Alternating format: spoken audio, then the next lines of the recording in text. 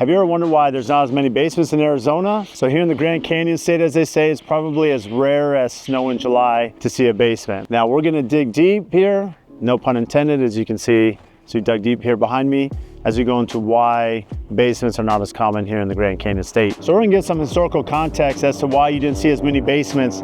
Keep in mind that Arizona, you know, being settled in the early 20th century, although in the early Western days, right, a lot of people did migrate and move out west. But again, air conditioning really didn't happen till the 60s, 70s. This became more common. But again, as you're escaping colder temperatures in the winter, you'll see basements very common where the ground freezes. It's very cold, right? It's a good way to insulate and keep that extra bonus storage where they're already digging down in other parts of the country. However, early 20th century, as they're coming out to Phoenix, land's not an issue. You have plenty of land. There's not a lot of vertical infrastructure.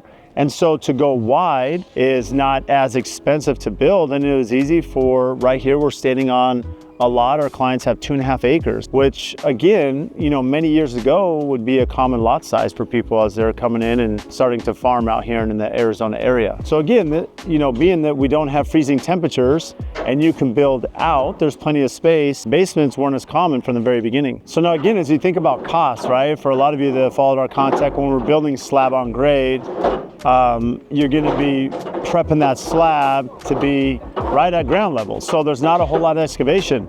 So you can see from a cost perspective, especially if you didn't have the need to go vertical, to go either underneath or up, up above, you're not going to have all this excavation. You can see how we've had to dig out this excavation for the basement here. You can see the amount of footings that have been poured, the amount of rebar. Again, we have all the forms here, so we're going to start forming the walls and do these poured in place concrete walls. So just the expense to do a basement is a lot of times a prohibitor to those looking at building basements, in other parts of the country where you are not already digging down to be below a frost line. Now we mentioned the expense, right, of not only just, again, moving earth, right, as you're excavating all the dirt, you're adding extra footings and rebar, a lot of concrete, which can be very costly. In addition, a lot of times that you don't have basements in Arizona is really due to the site conditions, right? So on every project we work with our civil company, we do a soils test, and it really helps us understand what the soil content is. And the reason being is that all throughout the valley, we build all throughout the greater Phoenix metro area, and it can vary from areas that have caliche, right, which is like a really hard clay. And again, you're gonna need some heavy equipment to get through this. Furthermore, we have expansive soil in some areas. And specifically in Scottsdale, a lot of times for those that have followed us on these hillside builds, you're dealing with hard dig, which means essentially you're digging through rock in most cases, solid rock. So when you have solid rock, you have caliche, it's really prohibitive to, in some cases, build a basement, even some cases to build a deep swimming pool. It makes it real expensive to go deep, and maybe you have a more shallow swimming pool. So as you're looking at the soil conditions, the environment is really important. We're here in the East Valley of Arizona, and you can see that, behind me, that we can scrape down through this dirt out in this part of town. It's farmland. The soil's a little softer. It is expansive in some areas, so we have to test for expansion. So as we're looking at recompaction, and backfill, we have to make sure we're checking, moisture content and compaction. And really, we're compacting typically every 12 inches.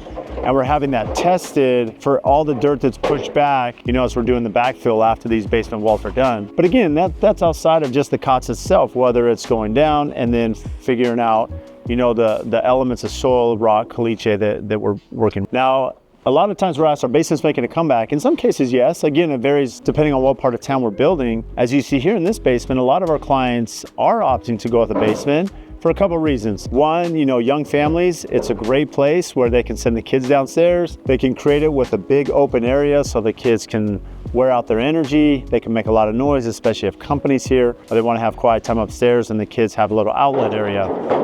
Another reason, again, as you think about climate, although we're working to build some of the most energy efficient homes in town, and again, if you're building a second floor, we're going to insulate that home, whether it's ICF or how we're doing the exterior walls with advanced framing to allow for a better energy composition to the build. Regardless, the basement's always going to have that naturally, right? Because it's enclosed and underground. So it's another way to have air conditioned space, to the home. Furthermore, like you see here on this lot, is not only the family that's going to be residing here, and using this for their large family, but also the site conditions. By keeping the footprint smaller, by going down, again, you're going to get that added square footage to the build with a lot of bonus area.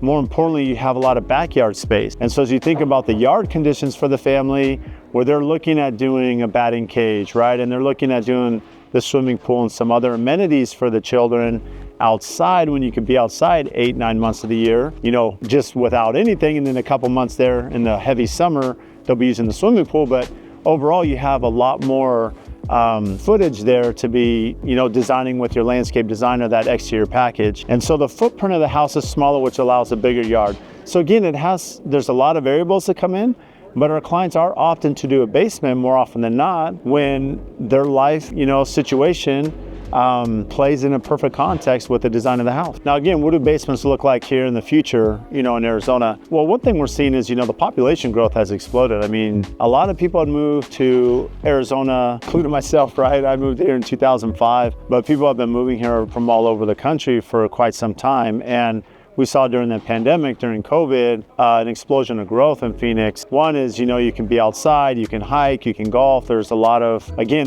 benefits to being in Arizona for a lot of reasons. And so we saw that growth. And not only that, but we've seen a lot of companies relocate to Arizona. So from an infrastructure side, business growth, a lot of big companies have moved here and set a base here. And so now you have those people that work for those companies moving here as well and relocating. And again, now that we're in 2025, you see people being able to work remotely from a lot of locations. So Arizona has continued to explode. Now, with that being said, land for a long time, as we mentioned early in this video, is when people were settling Arizona in the early 20th century, land really wasn't an issue. Well, now, as you have more people coming to Metro Phoenix, it does change, the footprint sizes. You're seeing a lot of new construction in Phoenix do what they call a zero lot line, which means these houses are built with one line where they share the property line, and the houses are built up to that property line. So with that being said, as some of these lots become smaller and smaller, and if families are desiring a bigger house without the footprint of the acreage per se, then that's where you can start utilizing, that vertical and construction to go down. So we're going to continue to see basements. It continues to be a request from our clients to build basements such as this one. And again, our clients aren't on a zero lot line, but regardless, as we mentioned, that the way that they're going to operate,